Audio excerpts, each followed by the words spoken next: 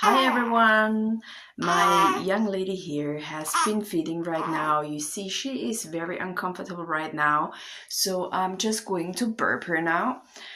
I usually put her on my shoulders, support her bottom with my arm, so she's lying comfortably on my shoulder, and then I either tap or I massage her back.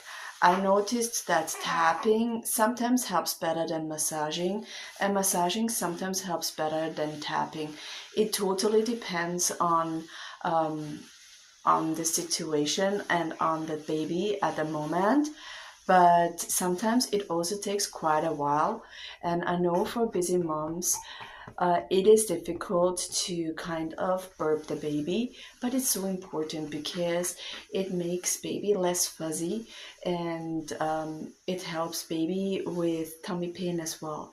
So when the baby is not properly burped, and I know sometimes it takes a few times to burp the baby and it takes quite a while to burp the baby might have gases and is getting unsettled when it comes to getting rid of those gases and feeling those gases in the tummy. So burping is very important, even if it takes quite a while. And I know busy moms, we don't have really so much time. We don't have so much patience sometimes to do it, but still, please don't forget to do it.